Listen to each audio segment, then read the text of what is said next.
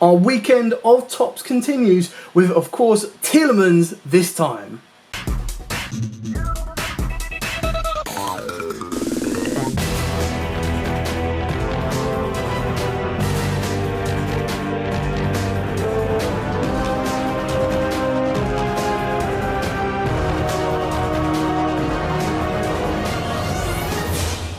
What's up YouTube, Dale here from Zephyr War Games, and today I am bringing you my second place Tearlament profile. I lost the final to Splites, and I was just inexperienced. I played some really bad hands, and of course the mills are a little bit less controlled. Now this isn't branded. I play a very small punk engine, and what I mean by that is I play one of each of the punks and 3 E-Telly. I also play 3 dangers in the main deck as well, and the idea behind this is with the E-Telly and of course the punks, it gives you access to more mills, but it also gives you access to stuff like Baron. There's some really nice interactions with the Shaddoll cards as well. So at the end of this, I'll also show you a combo of where that can kind of get you and go from there. With all of that out of the way, please smash that like button, hit that notification bell and subscribe so you don't miss out on any more upcoming content.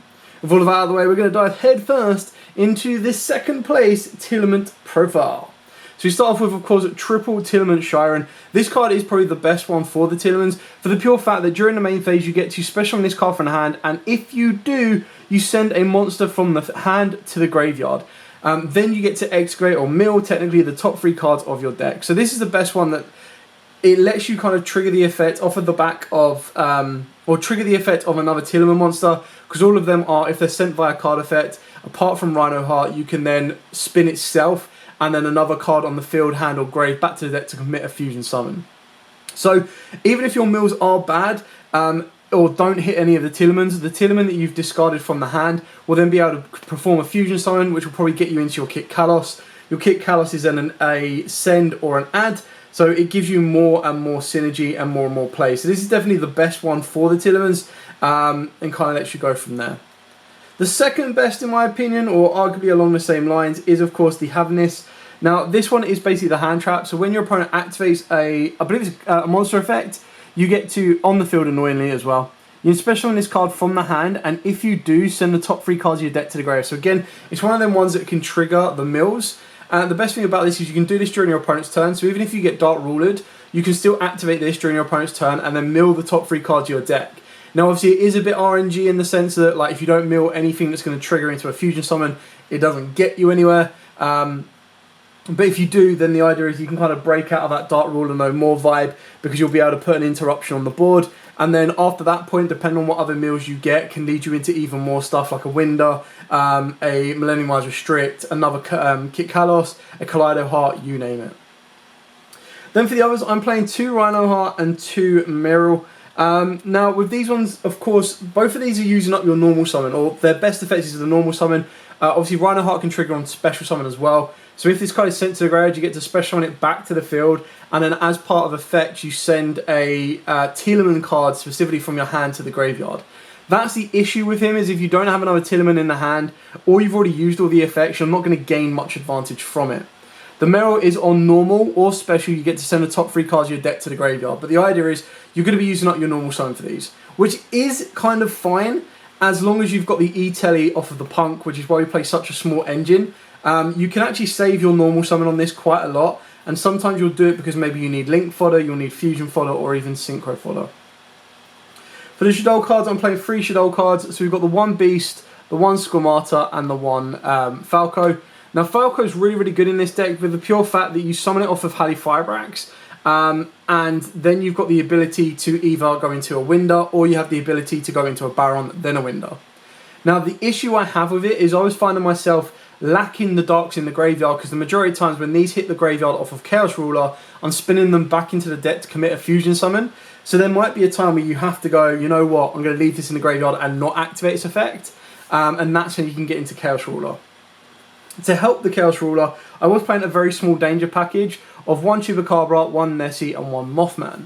Now the reason I played the Chupacabra, like most people are just playing Nessie or Mothman, the reason I went with Chupacabra is because there were times where I was like, right, well, it's another level 4 that I can get to the board, and so is Mothman, and that will help me get my redoer plays. So if I can't get Rhinoheart and Shiren, if I get one of them and put them under a redoer, For those of you who don't know, Redo detaches as effect, not as cost. So by activating Redo as effect, you'll actually be able to trigger on your opponent's turn your Rhinoheart or of course your Shaddoll as well.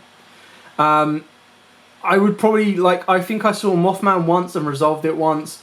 Nessie got milled, and the best thing about Nessie is because it's an aqua, you could spin it back in to make Kit Kalos.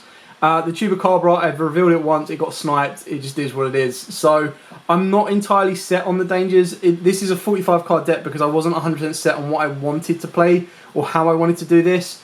I looked at Branded, but the way I saw it was Branded locks you into only fusion summons, which isn't the end of the world. However, like an Ash on your Branded fusion, pretty much end your turn there. It does give you the control to send exactly what you want, which is what kind of gives you a bit more control in comparison to this. Because apart from the Rhinoheart, you don't have another way that you go, right, okay, I know exactly what I'm sending from my deck to the graveyard to trigger an effect, apart from something like Foolish Burial. On top of that as well, the dangers are really, really good because if they hit one of the other Tearlament cards, they'll actually trigger as they're discarded as part of effect, which is really, really cool. Then, of course, you've got Triple King the Swamp. This card's really good because you can search you out. I'll probably bring them up now. Your Polymerization, and of course, the other card we play is a Fusion Substitute. So Fusion Substitute was suggested to me in one of the comments, and I was like, I don't think it's like that broken because annoyingly you have to use the monsters on the field. However, what does make it good is if you mill it, you can banish it to put one of your fusions back into the extra deck to draw a card. On top of that, it does out Mystic Mine, which I actually had to do in my semi-final match against Sky Strikers because he played Mystic Mine, I had Fusion Substitute, I was able to make the Fusion Summon and then spin a Kit Kalos back from the graveyard to the deck while I had the field spell up, which meant I could pop that Mystic Mine. So I haven't mentioned what my matchups were today. So my matchups today were Odd Eyes Pendulum, which is obviously a bit of a random one, but then it went straight into the Tearlament Mirror match, or Tearlament Branded was what I was facing, and then it was Sky Striker Mine, and then the last round was Splites. So yeah. Then for the Punk Engine, we play the one Dino, the one Foxy, and the one Z. Now, the reason we're only playing ones of these is because the card we want to see more than anything is the E-Telly. And the issue is, it really is, open up E-Telly or Z, or you're going to be making the risk that you're going to mill these cards. So by milling any of these cards, the combo does die, which is why you don't want to commit to it too highly. Like, if I've got two Zs, if I still mill a Punk, a Dino, or a Foxy, it still defeats the object of the entire engine. So the only other targets you can come off of the back of the E-Telly is the Ghost Ogre, but it doesn't really help unless you get to a Kit Kalos, because then what you can do is you can sync with the Kit Kalos and the Z or the Ghost Ogre and then still get into a Chaos Ruler and mill 5. Off the back of that as well, what makes this really cool is Foxy Tune discards the other card in hand as part of effect, so she will be able to trigger all of the Shaddolls and all of the Tearlaments. You can play Foxy at more than one if you want to. That's probably the one that will get you the most use because it is one of them cards that as long as you've got it in the hand, you can use its effect to get you into a Z. But then you start playing more and more of the punks because then by doing that, Z would then need to search you out. You'll then be playing Rising Carp. So you can search out the other, wherever, I haven't got one beside of me, but the other level 3 that lets you fuse to go into Carp. I mean, it's not the end of the world because you can then put Carp back if you wanted to. And that still would then give you access to the Z and the Dino, but it just means that you're bumping the engine up, which is something I didn't want to do as yet. Obviously, I either cut the dangers and take it back down to a 42 card deck and then find more space to cut, or obviously I could swap those out for more hand traps or more interruptions.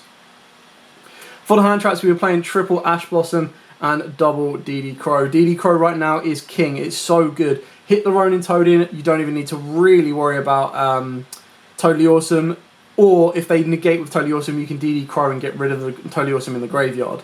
Not to mention against Tearlaments, if you target the card that they're attempting to activate the effect to fuse back with, they have to use themselves, so you banish that, it's game over. DD Crow, the target that Dino is trying to bring back, again, really, really causes a lot of issues by doing that.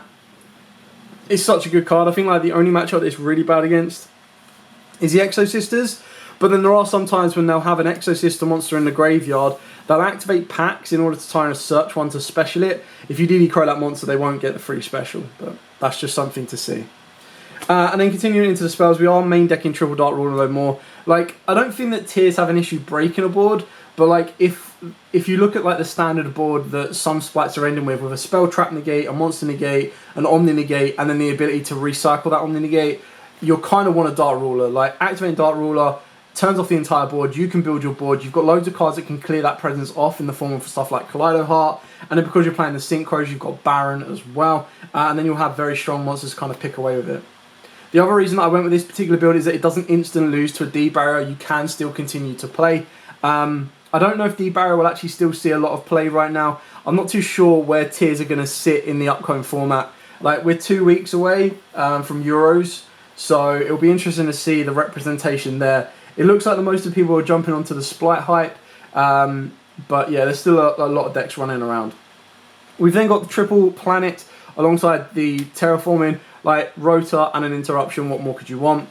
One Call By, one Foolish, you can trigger any of the tier effects when you want to. One Instant Fusion, because Kit Kalos is of course a target for this, so you do that. You can also use Kit Kalos' effect. She's got like 2 really cool effects, or like 3 effects. She's got On Summon, Foolish, or Add. She's then got an effect to send a card you control to the graveyard, or a monster you control to the graveyard to revive a Tearlament monster from the graveyard. And then if she sent, mill 5 cards. So she's got pretty much everything you need. The last 2 cards is the one Meta Noise and the one Select. So the reason I've gone with 1 and 1 and not 2s of the others is their send effects are great, but 9 out of 10 you're probably going to search the one you want, or is going to be more effective in the matchup off of your Kit Kalos. You could play multiples if you want to, but if you open up multiples of these and no way to mill them or get them to the graveyard, it will all fall apart. So I didn't want to brick on these, but they're still really cool to have. So that's it for the main deck. I'll show you the extra deck, then I'll show you the side deck, and then I will show you the combo. So moving on to the extra deck. So you start off with the one Rhinoheart. So this one is when it's fusion summoned, or a monster is, I believe it's a fusion monster, is spent back from the graveyard. So it can't be used fusion material, so it can't be super polyed. Nice. If this card is special summoned or an aqua monster is sent to the graveyard by card effect while this card is on the field, you target one card your opponent controls and shuffle it into the deck. If it is sent to the graveyard by card effect, you can special summon this card, and if you do, send a tier card from your deck to the hand. You then got the one you're going to go into more times than not, is that it's Kit Kalos. Obviously I've already explained all 3 of her effects. Then the other monsters that we've got is, I'll go over the ones that actually utilise the King of the Swamp a bit more in a second. But obviously we are playing double Dracus Depelia. So Dracus Depelia is just such an easy card to make, and then the form in the Splite matchup, a Dracus Depelia not only negates the activated effects, but also reduces them to a level 1, so they then can't trigger all of the effects, so it's really, really cool. You've then got the Winder. This one's obviously when you put a Shaddoll into the graveyard, you can then activate your tier card to spin that Shaddoll back, and the tiers are dark, so it gets you into a Winder. There are a couple of times where you need to make the Winder, and then you can fuse it off with something like Polymerization to then get you that little bit further, because you will be able to special summon more than once during most turns, whether it be your turn or your opponent's, that you want to set up a bit of a protective board and then lock them out under Winder. We've then got the one Mud Dragon in the Swamp. Sometimes you have to make this in order to kind of get to your Time Thief Reader or rank 4 plays, because it requires monsters with the same attribute but different types, which you've got stuff like DD Crows, you've also got the Tearlament monsters apart from Rhinoheart, so it does give you a couple of options, and of course the Shaddolls. Then of course we've got the fusion monsters that use King of the Swamp. So King of the Swamp can obviously make the Rhinoheart. It can also be part of the Tearlament because it'll be an Aqua. It can be Rhinoheart there for the Rhinoheart. Then it can also be Millennium Wise Restrict and Kaliga. Again, comboing off stuff like Winder with Kaliga or Millennium Wise Kaliga, stuff like that, it really slows your opponent down, because King of the Swamp can become Relinquished, or it can become Alistair the Invoker. Putting a Kaliga on the board really does give your opponent a lot of issues, because they can only activate one monster effect and then they can only attack with one monster. So it lets you control the state of the game a little bit more. One Guardian Chimera. You could probably cut this out if you want to, it's entirely up to you. And then we've got the one Crystal and Halley Firebrax, which will ideally get you into the Falco, Shaddoll Falco, which you then revive your Chaos Ruler, and then you Chaos Ruler on Falco, but which will ultimately then go into Baron. What I found myself doing a little bit more consistently, because I kept not having both the lights and the darks in the graveyard, because sometimes I would shuffle back the monsters for the fusions, is sometimes you have to go into Formula Synchron off of Halley Firebrax. Obviously, I made the misplay on this one by tagging it out or going into this as Chain Link 2, which means this would miss timing, which sucked. Time for Redo, I never made it today. It is a little bit more tricky. If you take out the dangers, it's a little bit more difficult because the only two ways you can do it is through Mud Dragon plus Shiren or, of course, Kaleidoheart. Not Kaleidoheart, sorry, Rhinoheart. If you do manage to do that, then you've got an option to kind of build off the back of it. But what he gives you that ability to trigger the Rhinoheart and to trigger the Shiren during your opponent's turn. Another card that I'd advise, I sided this in and out and played around with it a bit, was the Psychic End Punisher. This is just to give me a boss monster off of the back of Hadi Fireaxe play if I didn't want to go defensive Barone, but that's entirely up to you. Like I said, the extra deck has flexibilities in it within reason. If you're not playing the Synchro package, then you take these 4 cards out. If you're playing, and pretty much you can just replace those 4 with, if you're going for the branded version, for example, you can go for a, if you're going with branded Despia, you play a Masquerade, you can play a Mirror Jade, you can play an Albion, you play a Lubellion, and then you can play an Abalone Artis. Entirely up to you. So you've got a couple of flex spots should you need it. Moving on to the side deck. So for the side deck on this one, I went with a lot of board breaking cards and a lot of board stall cards. So we've got double Lava Golem, double Mystic Mine, triple Evenly. So these were pretty much my board breakers. So the idea was that if my opponent didn't have an Omnigate or already used the Omnigate, I could Mystic Mine, control it until I've regained some resource and then build off the back of that. Lava Golem, you kind of really need to sometimes Lava Golem your opponent Elfin Toad, otherwise they're going to keep coming back. You could Ra Sphere mode in this deck for the pure fact that you really don't rely on your normal summon that much.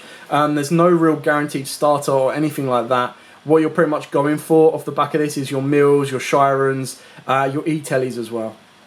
For back row heavy and Floodgate, so like stuff like Anti-Spell can really be painful, so double Cosmics and triple Anti-Spells, which actually won me a game. Because if you're like, you look at Striker, auto win, you look at against basically any deck that doesn't put in Cosmics, and Dark Rulers as well could be an issue. Not massively, as long as you've got cards that can then trigger the effects, like the traps and everything, but it's something to be aware of, and then kind of go from there. The last card is Mischief on the Gnomes. So it's an okay card, like the fact you can use both effects in the same turn is mad. You can use multiple effects, but what Mischief in the Gnome does, for those of you that don't know, you can this turn reduce the levels of all monsters in each player's hand by 1, even after they are summoned or set. You get to banish this card from the graveyard. This turn reduce the levels of all monsters in each player's hand by 1, even after they are summoned and set. So the idea is that you can activate this, reduce your opponent's hand to level 1s, which means when they special summon them off of the back, or like, let's say for example, normal summon a Swap Frog, it's a level 1. It's not actually a level 2, so they can't then start special summoning all their splites. If they already have a monster on the board, again, it doesn't matter because then they special summon one of them down. Yes, they'll get the search, but they'll only be level 1s. The reason you've got the second effect as well is once your opponent has searched out like a blue or blue searched out jet, you'll then technically have a level 2, a level 1, and then another level 2 in hand because it would have been refreshed. So you banish this and then make it the one they've just searched a level 1, and then they can't make any of their rank plays. So the best thing they can do is Elf, and then Elf would have to bring back from the graveyard, and then they've got a lot more work around. Plus the fact that this deck mills like crazy, so playing a card like this that has a graveyard effect that can affect the meta is really, really good. Okay, so that's it for the main deck, that's it for the extra deck, and that is also it for the side deck. I'm now going to show you like a very basic route of how E-Telly can get you where you need to go. Now obviously you can add different cards to this hand. You can add stuff like, while I roll the Sharpies out of the way. Obviously add any of your tiers to this card, obviously add any of your obviously any of the RNG, so any of your mills and anything like that. So ideally what you'd like is you'd like a tier card in your hand. Not that a tier will really do anything, but it does guarantee you get a dark in the graveyard. So you activate the E-Telly, that's your best way because then it saves your normal summon. It also baits out Ashes and Imperms and Veilers. You go to Z, Z uses their effect, pay 600 life points, search you out the Foxy. Then use Foxy's effect. If this resolves, you then discard the Merrli as part of the resolution, and then of course you summon out your Dino. Now the biggest issue is, right now with this particular card, the Merrli effect is not going to be able to trigger because you don't have any materials that let you, like, there's no fusion targets, which is absolutely fine because by keeping this dark in the graveyard, Not only does it leave you a target in the grave that can be shuffled back, but it also leaves you a dark in the graveyard so you can bring back your Chaos Ruler. You're then going to sync these two together. You're going to go into your Chaos Ruler. You do Chaining 1 Chaos Ruler, Chaining 2 the Deer Note to bring back the Z Armin, because then even if this does get stopped, you still have a Hulk play. Then off the back of this, you'd mill the top 5. Now, obviously, I haven't shuffled the deck, so the top 5 would be whatever they are. We're just going to say we've whiffed and we've not got anything. If you do get something, then you can start going to Kaleido Heart, you can start going a little bit further, you can start doing everything you need. Then what you do is you link sync these together into, of course, Hadi Fibrax. The only time this would suck is if you mill the Hedgehog, not the Hedgehog, sorry, the Falco. But if you mill the Falco, it can reset itself and then you can just hard fuse into a Shaddoll Winder. So you'd bring out the Falco, you then banish a Light in the Dark, which is very easy because, like I said, we've already got the Foxy guaranteed and then we've got the Merrli that we've discarded off of Foxy. If you did have other targets, like I said, you could then use the Merrli effect to spin back. If you don't have other targets, then what you do is you don't necessarily need to go into Hadi Fibrax, you can just leave Z on the board.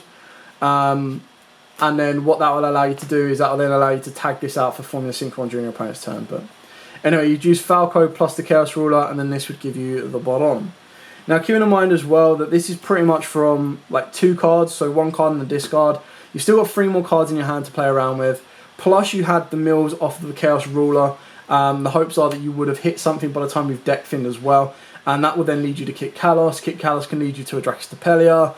And then not to mention any of the Light and Darks that you might have milled to get to your hand. So you could have added a DD Crow, could have added a Ghost Ogre, you name it, you would have been able to add out to the board you may or may not be facing up against.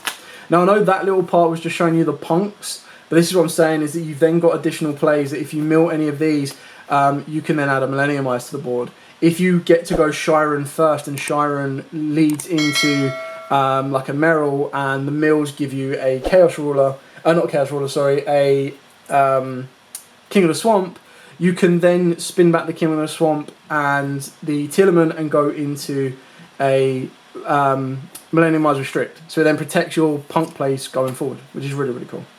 Anyway, thank you so much for watching. I hope you enjoyed this. It's a nice little update for the deck. There's still, like, this is the best thing about Tears, is it has so many different options, and the fact that it doesn't necessarily lock you into anything, it just benefits you for playing cards that have graveyard effects or cards that trigger when they are sent via card effect, not via cost. Yeah, it can be very, very good and very, very powerful. Anyway, thank you so much for watching. Don't forget to like, comment, subscribe, share. Till next time, guys, as absolutely always, stay safe, and of course, happy dueling.